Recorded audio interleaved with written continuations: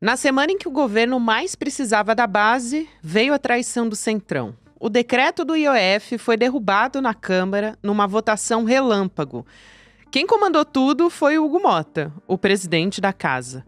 Ele não avisou o Planalto, não ouviu a base e não negociou. Simplesmente pautou a votação e colocou um deputado bolsonarista como relator. O resultado foi uma estrondosa derrota para o governo. Só 98 votos a favor e 383 contra, incluindo a maioria dos partidos que controlam ministérios. União Brasil, MDB, PSD, PP, PDT e Republicanos. Todo mundo votou contra. Mesmo com cargo, mesmo com espaço no governo, a base agiu como oposição. E a conta dessa traição é pesada. Bilhões de reais a menos na arrecadação do governo. Pior do que isso, é a prova de que o Planalto não controla nem a própria base. Para completar, o Senado ainda aprovou o aumento do número de deputados federais de 513 para 531. Mais cadeiras, mais barganhas e mais emendas. É o Centrão reforçando seu poder, estado por estado. Hugo Motta é o nome do momento. Para alguns, é o novo líder de um Congresso independente. Para outros, é o traidor do Brasil. Sexta-feira, 27 de junho de 2025.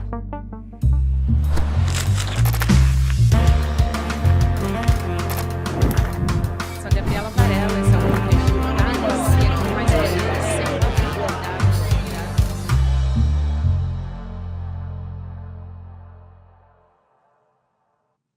Olá, seja muito bem-vindo, seja muito bem-vinda. Eu sou a Gabriela Varela, esse é o Videocast em Detalhes. Aqui sempre com um convidado, uma convidada, a gente analisa uma temática.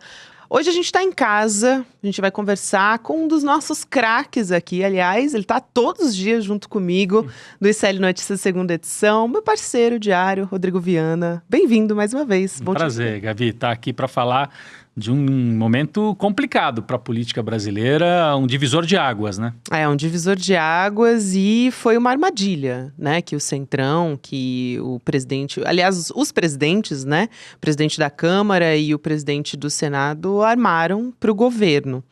Eu quero trazer, Rodrigo, um dado para a gente começar a discussão, pode ser? Que é o seguinte, é um levantamento que foi feito na CNN.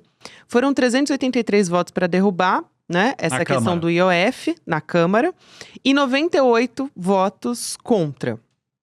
Então, a gente tem um levantamento da CNN mostrando que 63% dos deputados de partidos com ministérios no governo Lula votaram contra o decreto. Sim. E aí eu escuto uma parte dos analistas dizendo, não, tem que romper com o Centrão a qualquer custo. Uhum.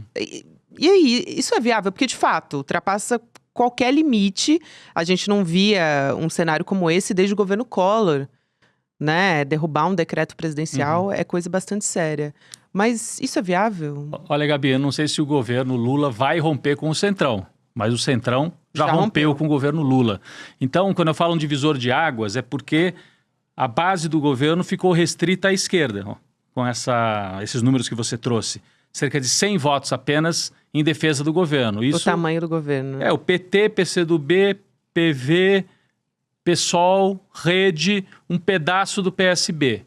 Nem o PSB inteiro, que é o partido do Geraldo Alckmin, votou em favor do governo, do decreto que era para aumentar o IOF, para cobrar mais imposto de quem faz operação financeira e com isso acertar as contas federais, as contas do governo federal. Então, o que significou? Essa votação na Câmara e depois passou pelo Senado também. O Senado também revoga esse decreto.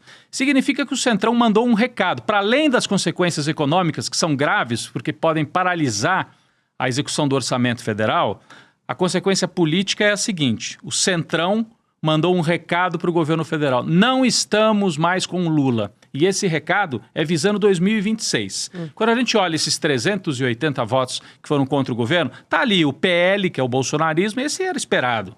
E estão ali, principalmente, além do bolsonarismo, que é o tempo todo oposição ao Lula, estão ali deputados que estavam defendendo os interesses dos ricos, porque o pessoal não quer pagar imposto, né? O Ciro Nogueira, do PP, numa reunião dentro da Faria Lima, já tinha falado, né?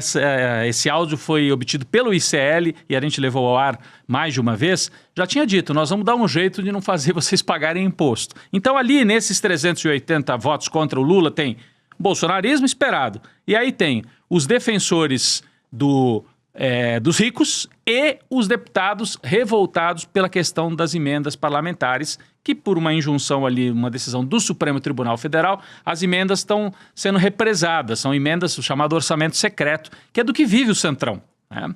Então você soma esses 3 fatores, mas principalmente uma boa parte desses votos é de partidos que têm ministérios, como você falou, então União Brasil, PP, PSD, do Kassab, tem ministérios no governo Lula, republicanos, que é o partido do Hugo Mota. Tem ministérios, mas estão com um pé já fora do governo. E passaram a seguinte sinalização para o Lula. Lula, nós estamos dispostos a gerar problemas seríssimos para o país se for o preço a se pagar para inviabilizar a sua reeleição, Lula. E qual é o recado que eles passam? Lula, você quer terminar a sua carreira tranquilo? Então, desista da candidatura em 2026. Esse movimento de ontem no Congresso, a gente pode ler assim, de quarta-feira, na verdade, né? Pressionar o Lula para que ele fique sem base política e desista da candidatura à reeleição.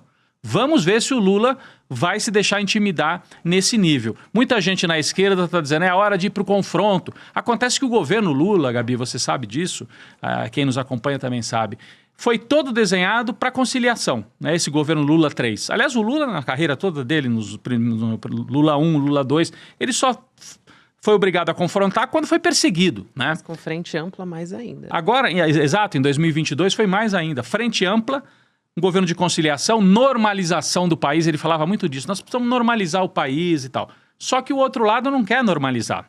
O outro lado que junta os partidos do Centrão, os partidos tradicionais da direita brasileira, eles chamam Centrão, mas é o direitão. Isso. É a direita brasileira, o mercado financeiro, a mídia tradicional, o agronegócio. O que esse pessoal quer?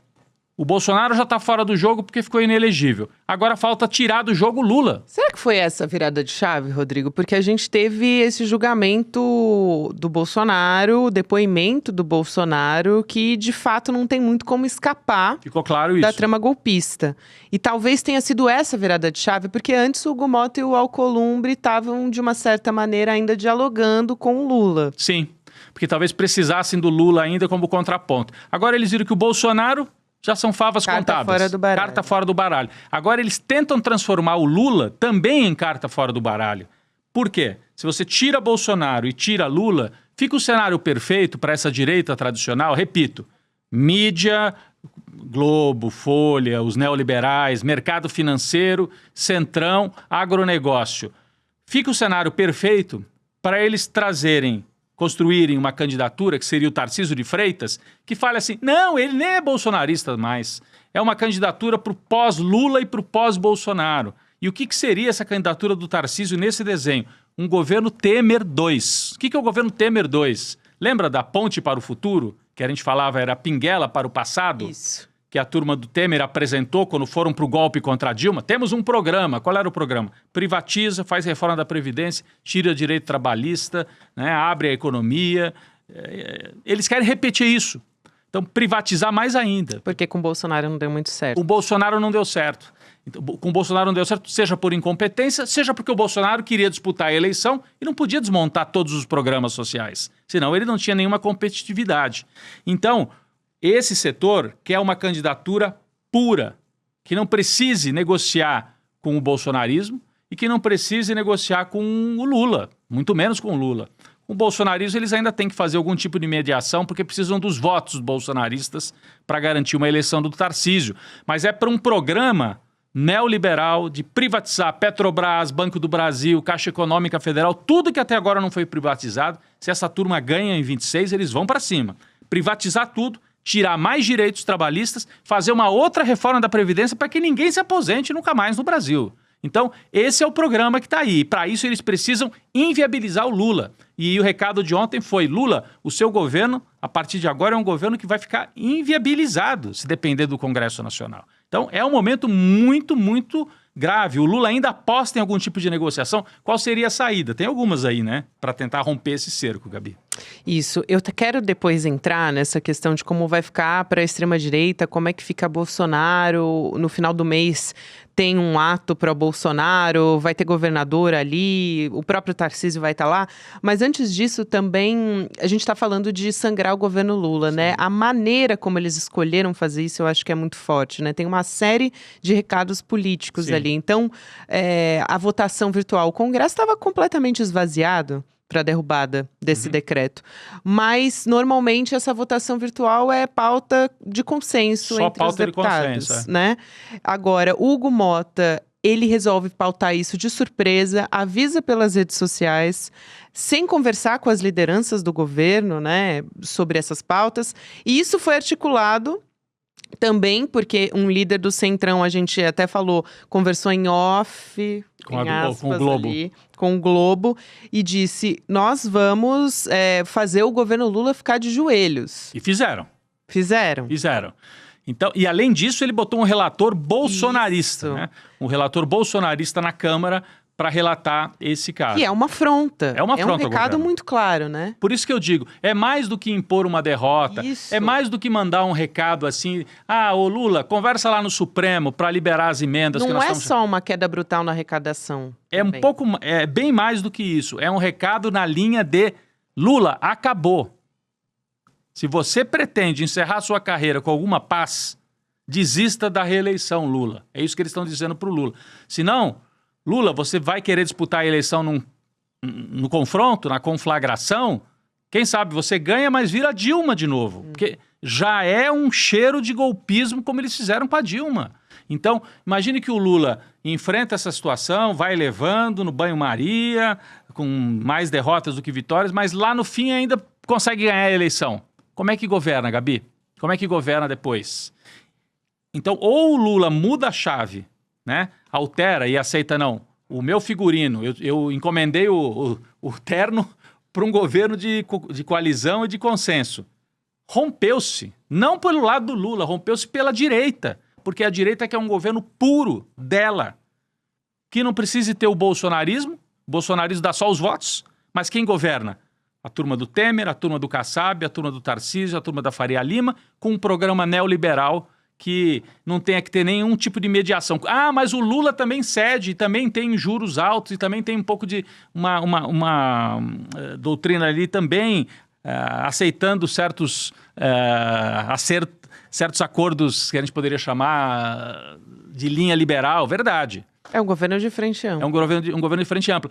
Mas ainda há alguns ruídos. Então eles querem um governo puro, que não precise nem negociar, que parta para cima para privatizar tudo e tirar os direitos que ainda sobraram. Né? É muito bom isso que você fala, né? A direita já rompeu. Aqui em abril, a gente revelou no ICL como o Ciro Nogueira se articulou abertamente em evento da Faria Lima. Era um vale-tudo ali, né? Dizendo, a gente vai desgastar mesmo o governo. A gente vai fazer o governo sangrar, ele disse lá, né? E aí até ele dizia, o risco é o Lula sangrar demais. Não podemos também, ele não pode sangrar demais. O Ciro Nogueira dizia isso num evento para a Faria Lima. Porque qual que é o raciocínio dele? Se o Lula sangrar demais, ele fica fraco e aí o Bolsonaro põe o filho dele para ser candidato e estraga esse plano deles, que é uma candidatura que tem os votos do bolsonarismo, mas sem o bolsonarismo no comando, na sala de comando. Esse que é o projeto. O projeto Tarcísio é isso. É acoplar os votos bolsonaristas, acoplar esse discurso de direita dos costumes, mas olhando principalmente para o projeto econômico de privatizações, o projeto que interessa para eles, que é a volta do neoliberalismo selvagem. E, Gabi, o Lula, nessa questão do governo Lula, do IOF, conta ainda com o Supremo, porque ele deve judicializar essa questão, alegando, olha, é inconstitucional o que eles estão fazendo, né? Barrar um decreto para aumentar a IOF, aumentar as alíquotas, o legislativo não poderia fazer. Então, será que o governo Lula pode contar com o Supremo nesse debate?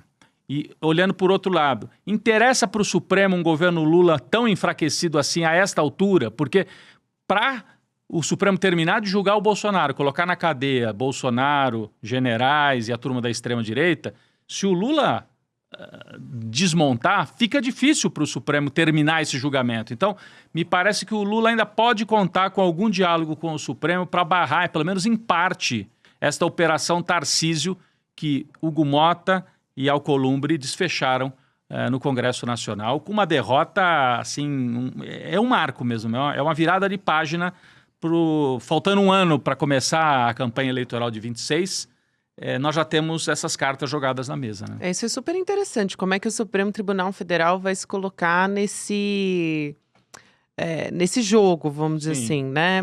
E tem, no final do mês, a gente estava falando sobre isso, a gente vai ter esse ato pró-Bolsonaro. Por que eu tô colocando isso na discussão também, domingo, né? Agora, é domingo. Isso, Esse domingo. a gente vai ter agora. E aí a gente vai ter o Tarcísio, o Romeu Zema, enfim. Mas o importante ali é o Tarcísio, né? Sim. Que é o candidato que essa união toda está tentando fazer ser viável. Como é que eles vão estar perante a base do bolsonarismo? Porque isso ainda é importante, né? Esse apoio da população. Sim. Agora, por outro lado, a gente tem o governo Lula, por exemplo, tentando não desagradar ninguém, né? Ali a gente estava até falando sobre isso um pouco antes de começar o programa. Tentando responder a todo mundo, quer dizer, a base, os neutros, a direita não tem como. Mas a base do bolsonarismo, né? Como é que ela ainda se coloca importante para esse candidato que quer ser viável para a direita? Não, tá claro que o Tarcísio ainda tem que conquistar e mostrar que ele é confiável, conquistar, assim, mostrar que é confiável. Ele foi em evento recente no interior de São Paulo, vai nesse evento aqui da Avenida Paulista do bolsonarismo. Por quê? Não dá para romper com ele. Não, de jeito nenhum. O Tarcísio, para ter alguma chance de ser o nome para organizar essa candidatura, precisa ter a confiança da família Bolsonaro. O Bolsonaro quer que ele assuma o compromisso de, ganhando, indultar. E se o Supremo disser que o indulto é inconstitucional, enfrentar o Supremo. Resta saber se o Tarcísio vai dar todos esses passos e vai chegar até esse ponto. No quadro que nós estamos vendo atualmente, Gabi, eu diria que é mais provável o Bolsonaro lançar uma candidatura pura dele, que é o Eduardo ou a Michele como candidato a presidente, né? Só que daí não fecha bem essa articulação toda com o mercado financeiro, com Faria Lima, com o Centrão. Então, tem um ruído do lado da direita também. Então, esse Centrão mais fisiológico do que nunca, ele atrapalha ou ele ajuda o Bolsonaro nesse cenário? Bom, eles estiveram juntos para derrotar o Lula, né, nessa votação do IOF. Não está dado ainda de maneira definitiva que o Centrão inteiro vai com essa candidatura. Depende do que acontecer. O Eduardo Bolsonaro, por exemplo, tem gente no Centrão que não topa ir com o Eduardo Bolsonaro. Agora, o Tarcísio, sim. O Tarcísio é o nome que unifica do bolsonarismo até a Faria Lima, até a mídia tradicional, até o empresariado de São Paulo, até o agronegócio do Centro-Oeste. Então, o Tarcísio é o nome que consegue dar essa unidade. Só que ele não tem ainda a confiança da família Bolsonaro. Se o Lula está fraco, ou se o Lula estiver fraco em 2026, o Bolsonaro fala, para que eu vou de Tarcísio? Eu posso lançar meu filho, que é muito mais confiável, que vai lutar até enquanto puder para me tirar da cadeia. O Tarcísio, será que vai mesmo? Ou será que depois que sentar lá na cadeira, diz, o Bolsonaro é problema para depois, vamos cuidar aqui da vida. Então, esse é um xadrez que ainda está sendo montado, Gabi. Vamos ver o que acontece. Quando o Supremo condenar o Bolsonaro, porque vai condenar, e mandar prender ali por setembro, outubro, aí o Bolsonaro vai ter o último recurso, que são os embargos de declaração, ali vai ser a hora da negociação. E daí o Bolsonaro vai falar, bom, agora é definitivo, eu vou em cana. Eu preciso apoiar alguém que me tire da cadeia depois. Vai ser o Tarcísio? Não, o Tarcísio não está assumindo publicamente, então eu vou com meu filho. O Tarcísio assume publicamente que me tira da cadeia. Aí o Tarcísio rompe com o Supremo Tribunal Federal. Então, é um nó. Nós estamos com um nó. O governo é a peça mais frágil nesse momento. Mas o Lula é muito hábil. E aí o Lula tem dois caminhos, Gabi. Manter tudo do jeito que está, fazer de conta que não aconteceu nada. Não, o Centrão me derrotou, mas eu vou continuar tentando negociar e arrancar pedacinhos que eu ainda consiga manter ao meu lado. E se ele fizer isso, é capaz que ele consiga ainda chegar em 2026 e ainda ganhar a eleição. Se ele conseguisse, por exemplo, passar aquele projeto dos 5 mil da isenção até reais 5 da mil reais. isenção. O problema é, nesse cenário de confrontação, o Lula pode até ganhar na Bacia das Almas, como a Dilma ganhou em 2014, mas governa depois, porque a Dilma ganhou e não governou.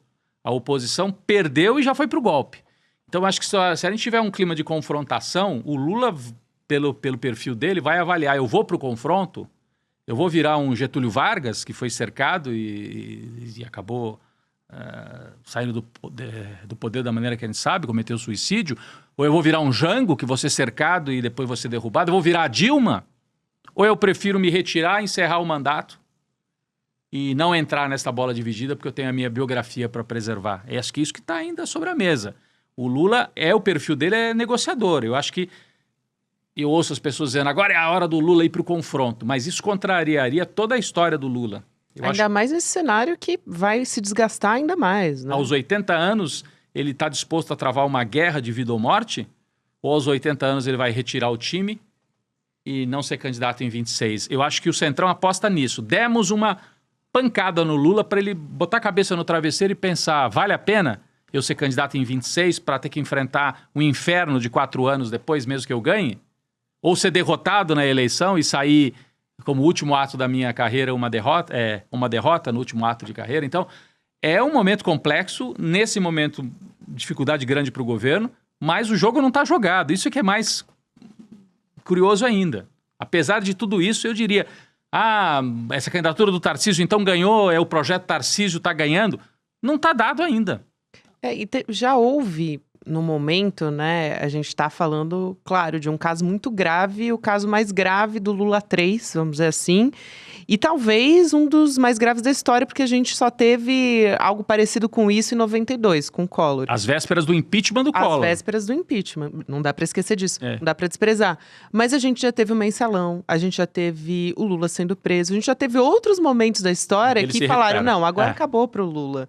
Acho que não dá para desprezar essa habilidade que ele tem de virar o jogo nesses momentos, né? Claro, Gabi, eu acho assim, a história do Lula mostra que ele é capaz de, né, conseguir viradas incríveis, né? Então, no Mensalão em 2005, eu trabalhava na TV Globo e eu via vários colegas ali que eram anti-Lula dizendo, acabou, o Lula nem vai ser candidato à reeleição, se for, tá derrotado. Vamos lembrar que em 2022...